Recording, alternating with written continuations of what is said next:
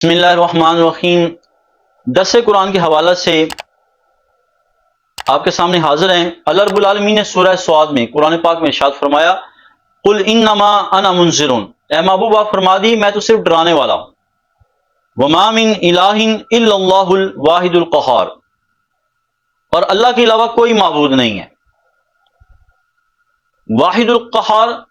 جو کہ غالب ہے، ہر چیز پر غالب ہے۔ اب جب حضور علیہ الصلوۃ والسلام نے اللہ کی وحدانیت کا ذکر کیا، دین اسلام کو پیش کیا، قرآن پڑھ کے سنایا، تو لوگوں نے آپ کا مذاق بنایا، آپ پہ طنز کیا اور کہا کہ یہ قرآن تو اپنے پاس سے گھڑ لیتا ہے۔ ایسے ایسے جملے استعمال کیے جس سے کریم آقا علیہ الصلوۃ والسلام کی دل آزاری ہوتی۔ تو اللہ رب العالمین نے کریم آقا علیہ الصلوۃ والسلام کو تسلی عطا فرمائی، اور اس سے پہلے اللہ رب العالمین نے قرآن پاک میں اسی سورہ میں مختلف انبیاء کرام کا ذکر کیا ہے، ان کے واقعات کو بیان کیا ہے، تاکہ لوگوں کو پتہ چل جائے کہ جب حضور علیہ الصلوۃ والسلام ان واقعات کو بیان کریں، انبیاء کا ذکر کریں، تو لوگوں کو پتہ چل جائے کہ محمد رسول اللہ صلی اللہ علیہ وآلہ وسلم انہوں نے تو کسی سے علم حاصل نہیں کیا، ان کا تو کوئی استاد نہیں ہے، نہ وہ کسی کے شاگرد رہے، تو یہ علم جو انبیاء کرام کا ہے ان کے پاس کیسے آ گیا؟ تو لوگوں کو یہ دکھانا تھا کہ یہ علم حضور کو دینے والا اللہ رب العالمین کی ذات ہے۔ انبیاء کے حالات و واقعات بیان کرنا اور انبیاء کے حالات و واقعات سے آگاہ کرنے والا اللہ تعالیٰ ہے، حضور کو علم عطا کرنے والا اللہ تعالیٰ ہے، تاکہ لوگوں کے سامنے حقانیت ظاہر ہو جائے کہ حق کیا ہے، اور اللہ کے نبی علیہ الصلوۃ والسلام جو قرآن پڑھ کے سناتے ہیں یہ اللہ کی طرف سے نازل کردہ ہے۔ اس میں فرمایا کہ اللہ ہر چیز پر غالب ہے۔ اب دیکھیں کہ اس میں اللہ تعالیٰ کی وحدانیت ظاہر ہوتی ہے۔ وحدانیت کیسے ظاہر ہوتی ہے کہ کوئی دوسرا اگر اللہ کے ساتھ شریک ہوتا، تو اللہ تعالیٰ اگر کسی کو پیدا کرنا چاہتا اور دوسرا نہ کرنا چاہتا تو دونوں میں سے کسی ایک کی بات مانی جاتی۔ اگر دوسرے کی بات مانی جاتی تو وہ غالب آتا اور اللہ مغلوب ہو جاتا، لیکن اللہ مغلوب نہیں، اللہ غالب ہے، جو اس بات پہ دلالت کرتا ہے کہ اللہ کے علاوہ کوئی معبود نہیں ہے، اللہ ہر چیز پر غالب ہے، وہ قہار ہے، اس کے علاوہ کوئی عبادت کے لائق نہیں ہے۔ اس کے بعد اگلی آیت میں ارشاد فرمایا، رب السماوات والارض، وہ آسمانوں کا رب ہے، وہ زمین کا رب ہے، وما بینہما، فرمایا جو اس کے درمیان ہے، جو آسمان کے درمیان ہے، جو زمین کے درمیان ہے، وہ اس کا رب ہے۔ العزیز الغفار، فرمایا جو بے حد عزت والا ہے اور بہت بخشنے والا ہے۔ اللہ رب العالمین جہاں پہ اپنے قہار ہونے کا ذکر کیا، وہ قہار ایسی صفت ہے کہ جب بندہ سنتا ہے تو بندہ خوف زدہ ہو جاتا ہے۔ وہاں پہ اللہ رب العالمین نے اپنے رب ہونے کا تذکرہ بھی فرمایا کہ رب جو ہے وہ ہر چیز کا پالنے والا ہے، ہر چیز کا خالق ہے، اور پھر اللہ رب العالمین نے اپنی بے حد عزت ہونے والے کا تذکرہ فرمایا کہ وہ بے حد عزت والا ہے، اور پھر جو اللہ رب العالمین نے اپنی صفت کا ذکر کیا کہ وہ غفار ہے، وہ بخشنے والا ہے۔ حضرت ابو ہریرہ رضی اللہ تعالیٰ عنہ ارشاد فرماتے ہیں کہ کریم آقا علیہ الصلوۃ والسلام نے ارشاد فرمایا کہ ایک بندہ گناہ کرتا ہے اور پھر وہ اپنے رب کی بارگاہ میں رجوع کرتا ہے اور اپنے گناہ سے توبہ کرتا ہے، تو اللہ رب العالمین فرماتا ہے کہ یہ مجھے پہچانتا ہے، یہ جانتا ہے میں اس کا رب ہوں، یہ جانتا ہے کہ میں اس کے گناہ کو معاف کر دوں گا اور اس کے گناہ پہ مواخذہ کروں گا، اب یہ مجھ سے اپنے گناہ کی معافی طلب کرتا ہے تو میں اس کے گناہ کو معاف کر دیتا ہوں۔ کچھ وقت کے بعد وہ پھر گناہ کرتا ہے اور پھر اپنے رب کی بارگاہ میں رجوع کر لیتا ہے۔ میں یہ بیان کرنا چاہ رہا ہوں کہ اللہ غفار ہے، وہ غفور ہے، معاف کرنے والا ہے۔ حضرت انسان کی کوشش ہونی چاہیے کہ جب گناہ ہو جائے تو اپنے رب کی بارگاہ میں پیش ہو کر معافی طلب کر لیا کرے۔ تو وہ بندہ جو ہے وہ دوبارہ گناہ کرتا ہے، پھر معافی مانگتا ہے، اللہ رب العالمین فرماتا ہے کیا یہ بندہ جانتا ہے کہ میں اس کا رب ہوں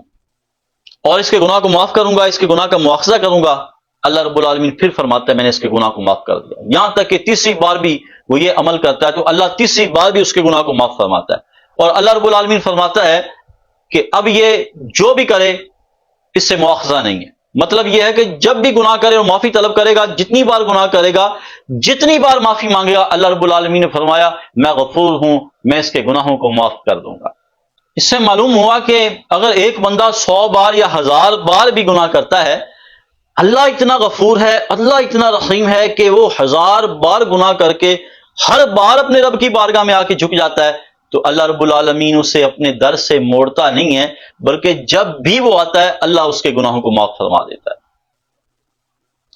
لیکن استغفار کرنے کا طریقہ کیا ہونا چاہیے؟ بعض لوگ نا اس کو معمول بنا لیتے ہیں، صرف زبان سے استغفر اللہ پڑھتے رہتے ہیں۔ اس کا مطلب توبہ کرنا نہیں ہوتا۔ استغفر اللہ کا مطلب یہ ہے کہ بندہ دل کی گہرائیوں سے اور اللہ کی بارگاہ میں متوجہ ہوتے ہوئے، ندامت کے ساتھ، شرمندگی کے ساتھ جو اس نے گناہ کیا ہے اس پہ نادم ہوتے ہوئے اللہ کی بارگاہ میں توبہ کرے، تو اللہ اس کی توبہ کو قبول فرماتا ہے۔ بندہ اس لحاظ سے استغفار کرے گا، صرف زبانی طور پر صرف کلمے کا دہرانے کا نام استغفار نہیں ہے کہ بندہ زبان سے کہتا رہے استغفر اللہ استغفر اللہ استغفر اللہ، نہیں، پوری توجہ کے ساتھ، دل کے میلان کے ساتھ اور نیت کے ساتھ کہ میں اللہ کی بارگاہ سے توبہ چاہتا ہوں، توبہ کرتا ہوں، وہ بندہ استغفار کرے، اللہ رب العالمین اس کے گناہوں کو بھی معاف فرمائے گا، اس کی توبہ بھی قبول کرے گا، اور اللہ تعالیٰ دنیا کی نعمتوں میں بھی اضافہ فرما دے گا، اس کے رزق میں بھی اضافہ فرما دے گا۔ حضرت ابو ہریرہ رضی اللہ تعالیٰ عنہ ارشاد فرماتے ہیں، آپ فرماتے ہیں کہ نبی علیہ الصلوۃ والسلام نے ارشاد فرمایا کہ تم گناہ کرتے رہو یہاں تک کہ تمہارے گناہ آسمانوں تک پہنچ جائیں، اور پھر تم اللہ کی بارگاہ میں آ کے توبہ کرو تو وہ اللہ اتنا غفور ہے کہ پھر بھی تمہارے سارے گناہوں کو معاف فرما دے گا۔ حضرت ابو ہریرہ رضی اللہ عنہ ارشاد فرماتے ہیں کہ جب بندہ مومن گناہ کرتا ہے تو اس کے دل پہ ایک سیاہ دھبا بن جاتا ہے، اور جب وہ توبہ کر لیتا ہے تو اللہ تعالیٰ اس سیاہ نقطے کو ہٹا دیتا ہے، دل صاف کر دیتا ہے۔ تو پتہ چلا توبہ کرنا، اللہ کا ذکر کرنا، اللہ کی طرف رجوع کرنا دل کے صاف ہونے کا ذریعہ ہے۔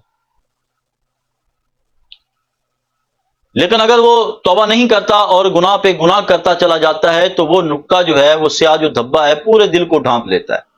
اور پھر بندے کو گناہ کا احساس نہیں ہوتا اور اسے نیکی کا شوق پیدا نہیں ہوتا، وہ گناہوں کی زندگی میں ڈوب جاتا ہے۔ اس لیے حضرت کوشش کریں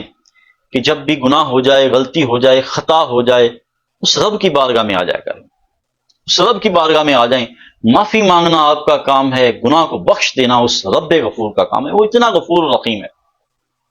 اتنا معاف کرنے والا ہے۔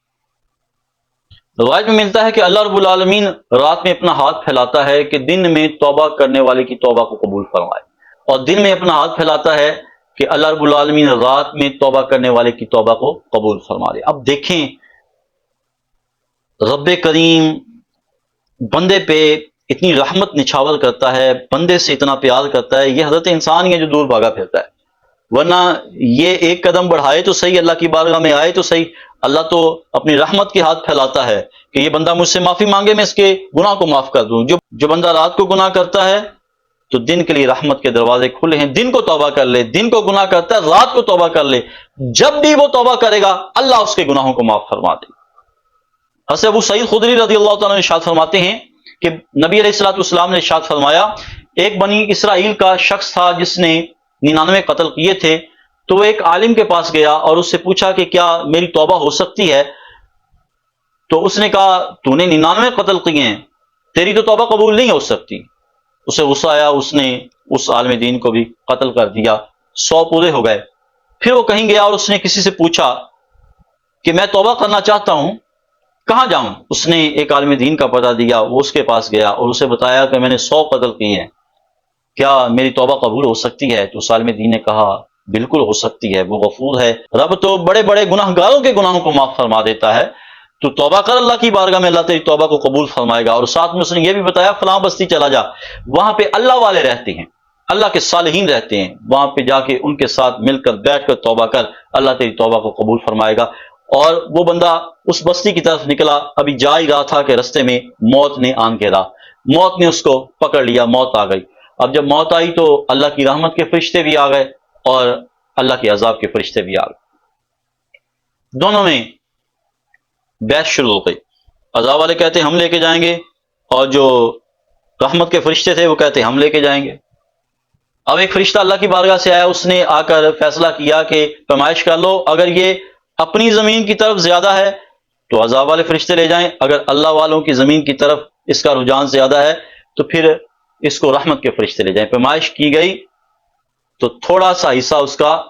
اللہ والوں کی بستی کے قریب تھا۔ اب دیکھیں وہ بندے نے ابھی توبہ نہیں کی، توبہ کے ارادے سے نکلا،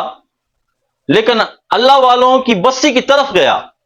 پتہ چل گیا کہ بندہ دعا کرنے کے لیے، توبہ کرنے کے لیے اللہ والوں کے پاس جانے کا ارادہ بھی کر لے تو اللہ تعالیٰ گناہوں کو معاف فرما دیتا ہے۔ تو وہ زمین جو ہے وہ کم ہوئی